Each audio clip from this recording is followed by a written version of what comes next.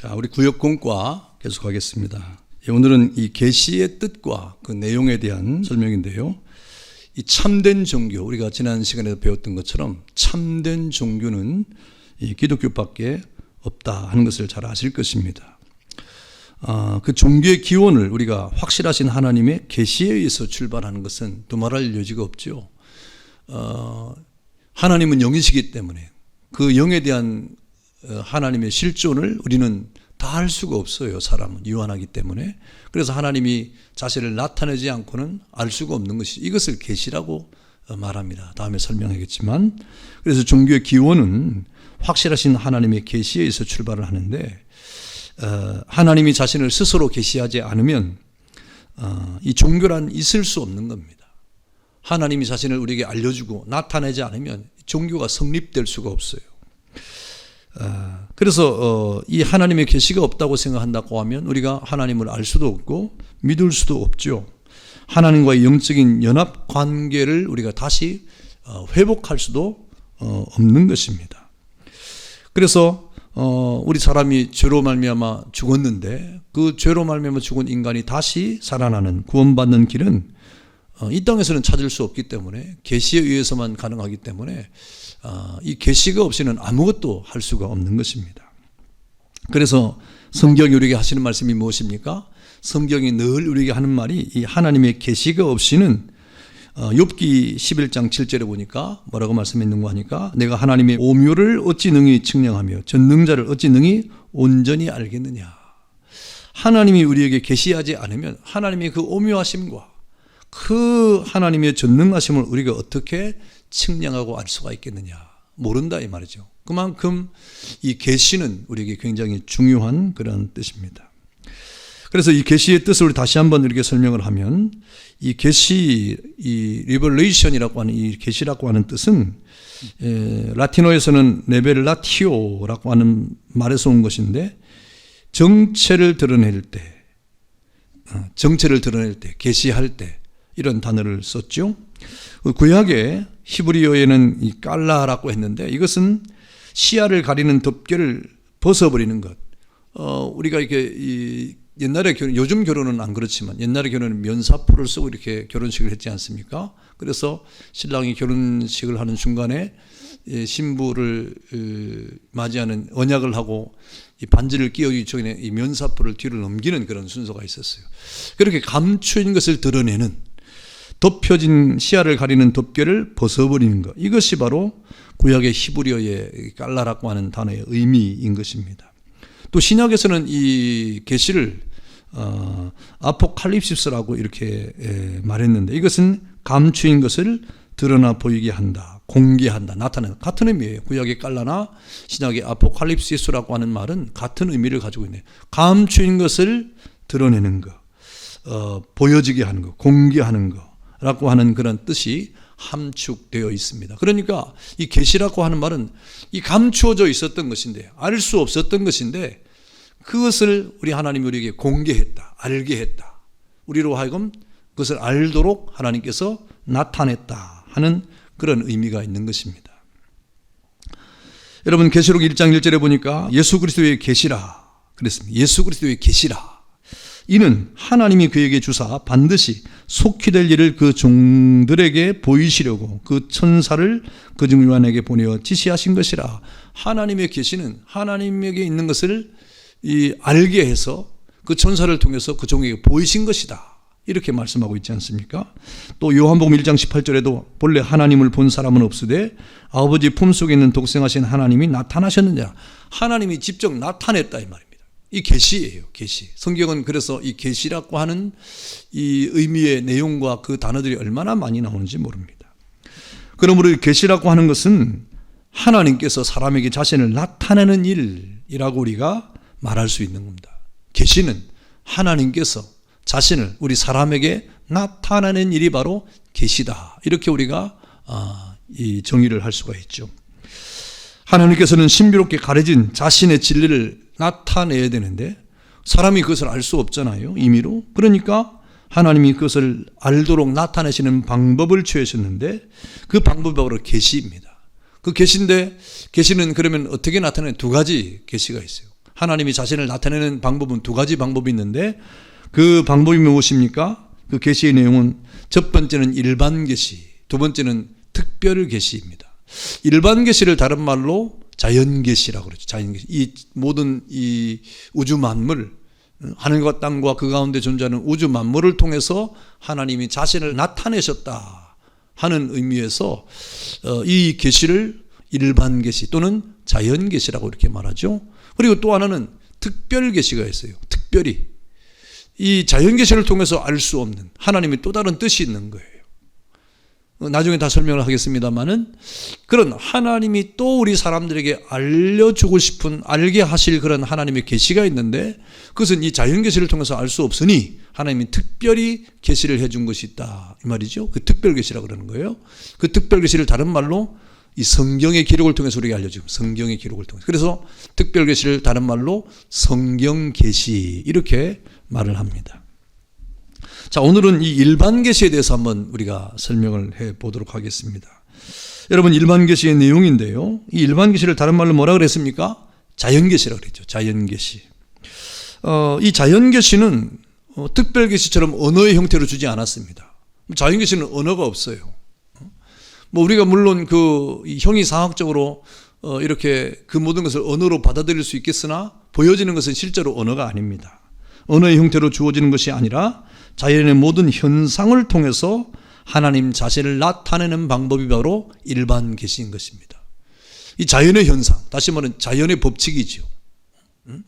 하늘에 태양이 떠서 이렇게 지고 별이 반짝이고 달이 이렇게 떠서 기울고 또 꽃들이 피고 강이 흘러가고 바다가 펼쳐지고 이런 모든 새들이 날아다니는 이런 모든 자연의 현상들 1년 365일이라고 하는 이 일기와 그리고 봄, 여름, 가을, 겨울이라고 하는 사시사철 그리고 조수간만의 차이에서 바다가 움직이고 그 속에서 물고기들이 헤엄을 치고 또 날짐승을 날아다니고 또 이 땅의 짐승들은 뛰어다니고 기어다니는 이런 모든 것들을 통해서 이 자연현상을 통해서 하나님이 자신을 나타냈다. 이게 자연계시, 일반 계시라고 하는 그런 측면입니다.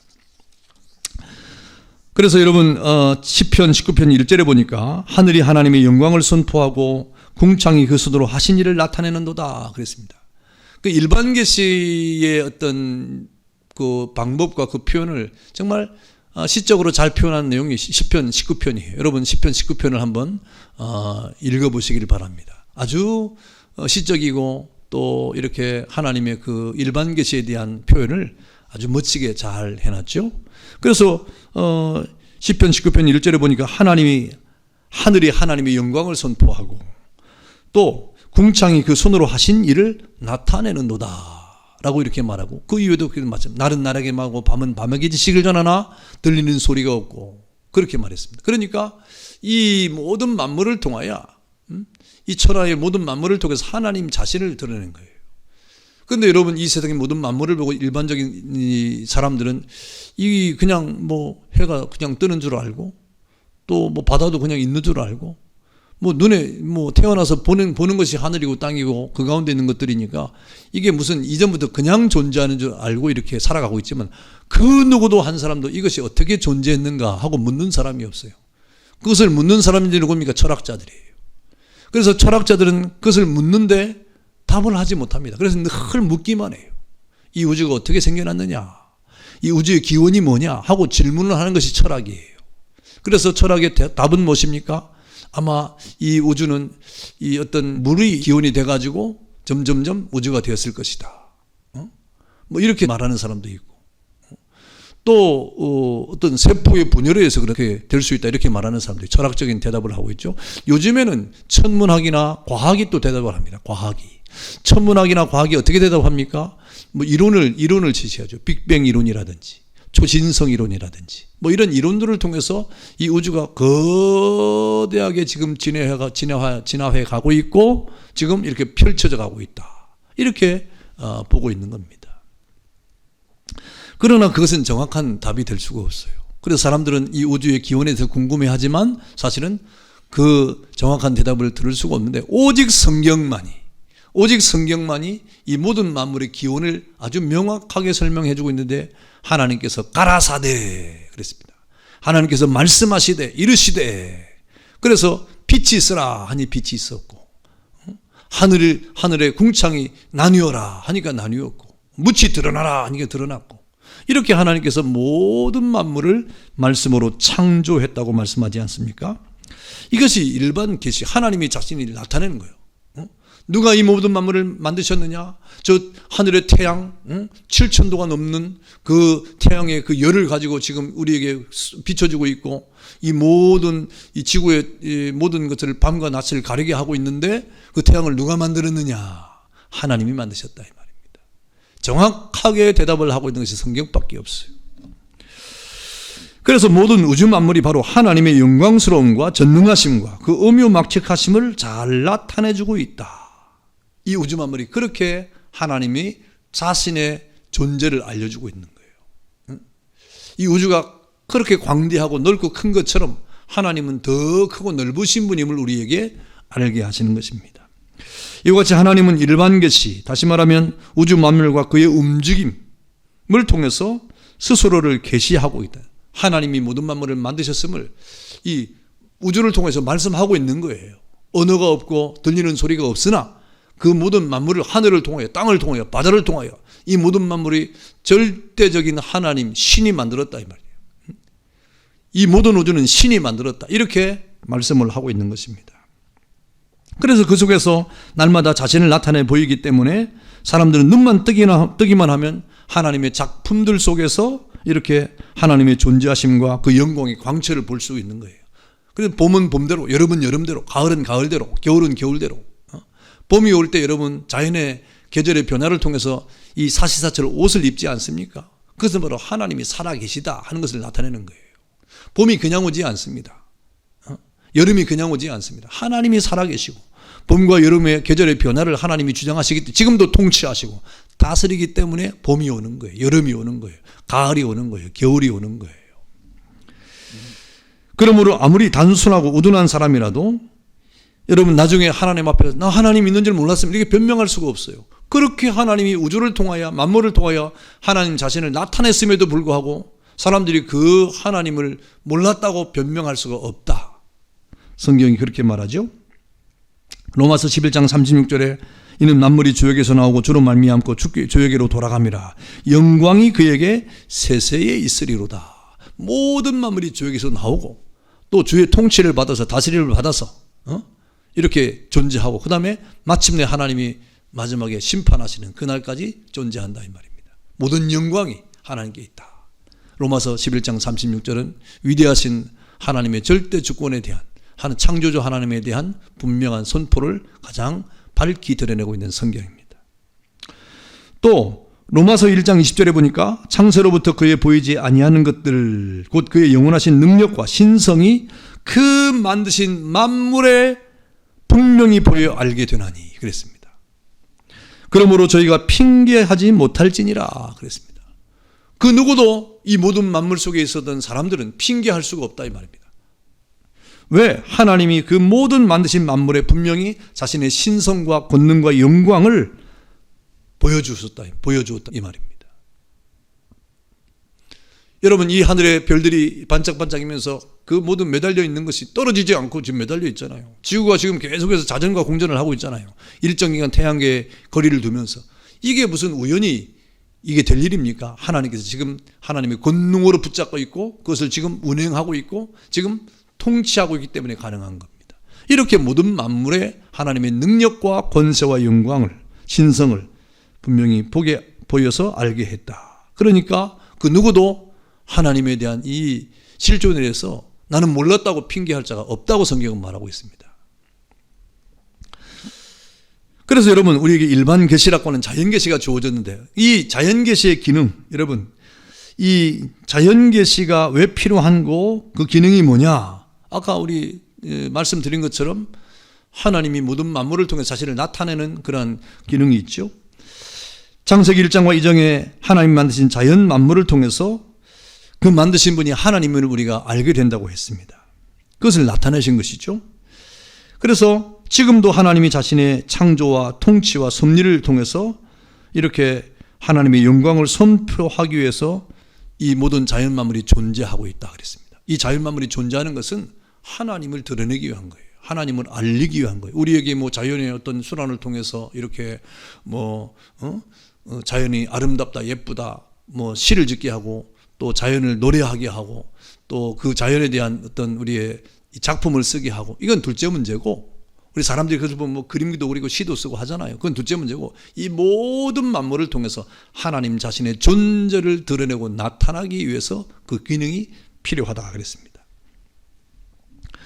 그런데 이 일반 계시, 아까도 말씀드린 것처럼 이 일반 계시에는 충분치 못한 이 어떤 요소가 있어요. 분명히 일반 계시는 하나님의 존재를 드러내는데 이렇게 쓰임을 받고 있습니다. 그런데 부족한 것이 하나가 있어요. 그것은 무엇입니까? 이 일반 계시는 하나님의 그 크신 은혜와 그리고 하나님의 그 놀라운 계시의 지극히 작은 일부예요. 우리 우주가 굉장히 크고 넓고 광대하고 광활하지만 하나님이 자신을 드러내는 일부, 아주 작은 부분에 불과한 것이죠. 그래서 이 일반 계시를 통해서는 하나님에 대한 전체를 알 수가 없습니다. 하나님에 대한 전부를 알 수가 없어요. 하나님에 대한 그 특별한 은혜를 알 수가 없어요. 그래서 그 알 수 없는 부분이 뭐냐? 이 일반 계시를 통해서는 우리 사람이 어떤 존재인가를 모릅니다. 그냥 하나님이 계시다 하는 것은 알겠으나 그러나 일반 계시를 통해서 우리 사람이 어떤 존재인가는 그것을 충분하게 가르쳐 주지 못하고 있는 것이죠. 그래서 우리에게 인간이 어떤 존재인가, 어떻게 죄인 되었는가 하는 것을 알려주지 못하죠. 그리고 그 죄인들이 어떻게 구원을 얻을 수 있는가 하는 이 구원에 대한 지식도 사실은 알려줄 수가 없습니다. 그리고 이 영적이고도 영원한 하나님에 대한 이 어떤 지식을 통해서 구원을 얻는 이 구원에 대한 약속, 이것도 우리가 알 수가 없어요. 구원에 대한 약속도 알 수가 없어요. 그리고 저 영원한 하나님의 나라에 관한 지식도 사실 우리가 알 수가 없어요. 정말 이 중대한 지식이거든요. 우리가 죄인이라고 하는 지식, 그 다음에 우리가 그 죄인으로부터 어떻게 자유함을 얻고 구원을 얻을 수 있느냐, 그 구원에 대한 하나님의 지식이 어떻게 나타나느냐, 그리고 영원한 구원받은 사람이 어떻게 되느냐, 영원한 하나님의 나라는 무엇이, 이거 우리가 도무지 이 자연 계시를 통해서는 알 수가 없는 것이죠. 왜 그렇습니까? 그것은 하나님의 세계가 영적인 세계예요. 또 인간의 이성으로서는 알 수가 없는 이 피조물의 이 범죄에서 벗어난 그런 세계이기 때문에 알 수가 없죠. 그 다음에 여러분, 알 수 없는 이유가 뭡니까? 왜 우리가 모르게 되었느냐? 이전에는 알 수 있었어요. 그러나 왜 모르게 되었습니까? 아담 이후에 우리가 범죄함으로 타락했기 때문에, 그 죄의 영향으로 인해서 우리가 하나님의 자연계시에 대해서 흐려지게 돼, 볼 수 없는 존재가 됐어요. 자연계시를 통해서 하나님과 이 어떤 관계 속에서 영적인 연합에 대한 내용들을 우리가 다 알 수 없게 되었습니다. 그러므로 결과적으로 우리 인간의 이성이나 양심, 또 죄의 악영향으로 인해서 일반 계시를 올바르게 읽을 수 있는 능력을 상실해버렸다. 그래서 일반 계시를 통해서는 우리가 구원 얻는 길이 무엇이냐고 하는 이 엄청난 사실을 우리가 알 수 없기 때문에 이 일반 계시는 우리에게 충분한 하나님의 계시를 전달해 주지 못하고 있다. 우리에게는 정말 놀라운 은혜로 자연 계시를 통해서 하나님을 알 수 있으나, 그러나 하나님의 그 또 다른 계시에 대해서는 우리가 충분히 알 수 있지 않다고 하는 것입니다. 그래서 이 고린도전서 1장 21절에 보니까 하나님의 지혜에 있어서는 이 세상이 자기 지혜로 하나님을 알지 못하는 거로 그랬어요. 자기 지혜로 하나님을 알지 못한다 그랬어요. 그래서 하나님께서는 전도에 미련한 것으로 믿는 자들을 구원하시기를 기뻐하셨도다. 이런 하나님의 이 특별한 은혜를 성경을 통해서 우리에게 전달해 주는, 이것이 바로 특별 계시, 성경 계시, 이렇게 우리에게 말하는 것입니다. 자, 오늘은 이 일반 계시에 대해서 우리가 중점적으로 이렇게 알아봤는데요. 여러분, 이 일반 계시는 우리가 자연 계시라고도 말하죠.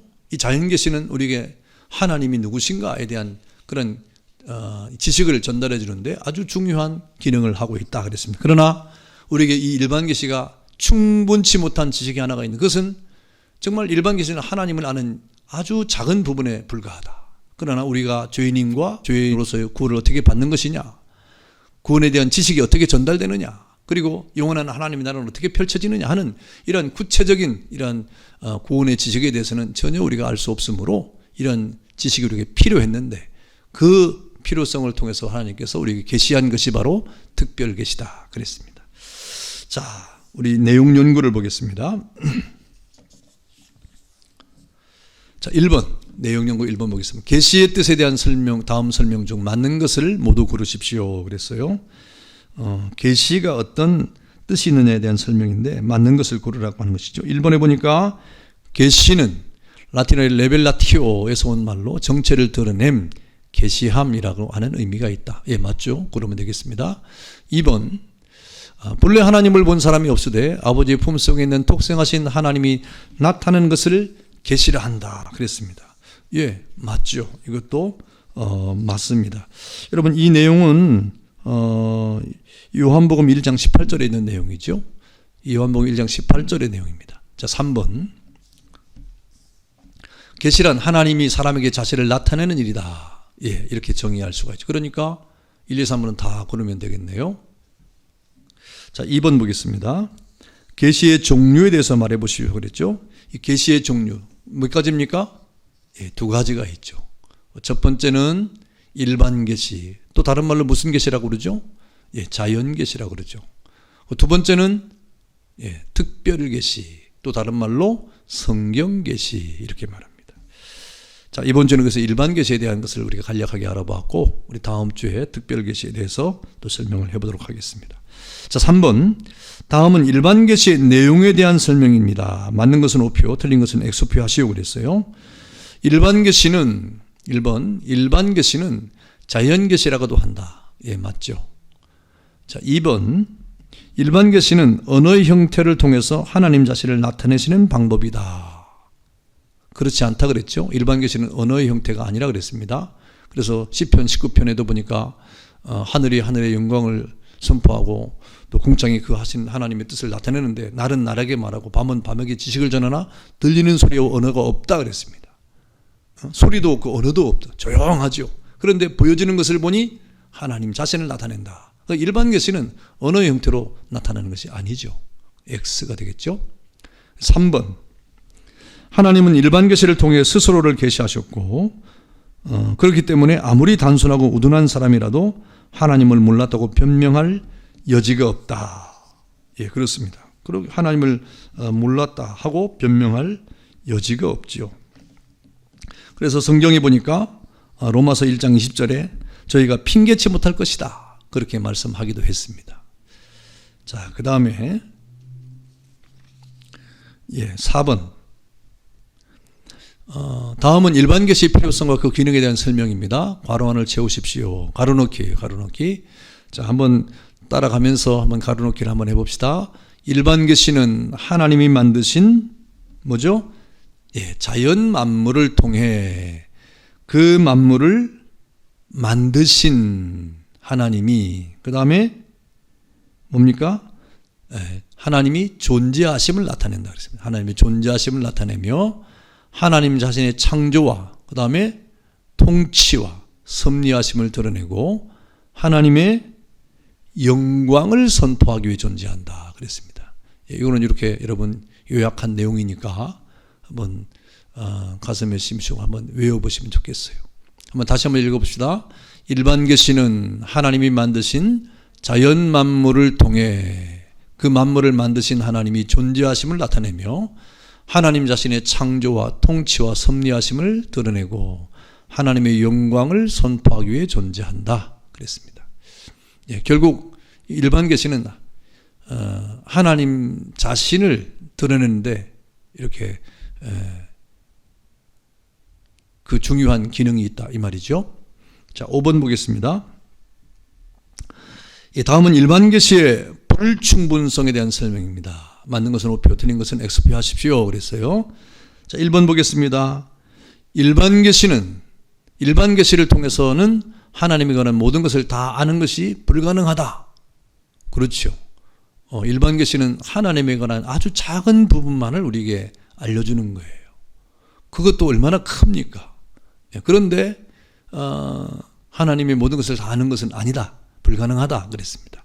자, 2번 일반 계시는 우리에게 인간이 어떤 죄인이며 어떻게 구원을 얻을 수 있는가에 대해서 알려주지 못하며 영적이고 영원하신 하나님에 대한 신뢰할 만한 지식과 아울러 구원과 더불어 우리에게 약속되어진 영원한 나라에 관한 지식도 전달해주지 못한다 그랬어요. 예, 그래서 일반 계시의 불충분성이 이와 같은 이유 때문에 우리에게 이렇게 이야기가 되는 것입니다. 저런 지식은 일반 계시를 통해서는 알 수가 없죠. 예, 맞죠? 자, 3번 보겠습니다. 일반 계시가 필요하게 된 이유는 인간의 죄 때문이다. 우리에게 인간의 죄 때문에 필요하게 된 계시는 특별 계시가 될 것입니다. 그러니까 X죠.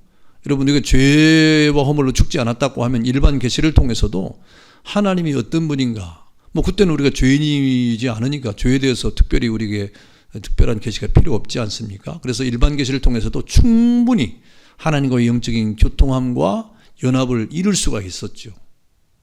그런데 죄로 말미암아 타락한 이후에는 일반 계시를 통해서 하나님을 알 수 없게 돼서 결국에는 여러분 하나님의 그 크신 뜻, 하나님이 우리에게 행하시는 특별한 은혜에 대해서는 알 수 없기 때문에 특별 계시가 필요하게 된 것이죠. 자, 이렇게 우리가 일반 계시에 대한 내용을 공부했는데 여러분 성경과 함께 잘 공부하시고 또 계속되는 칠영리를 통해서 여러분 잘 이렇게 따라오시고 공부하시면 여러분 신앙생활에 아주 많은 도움이 될 것입니다. 감사합니다.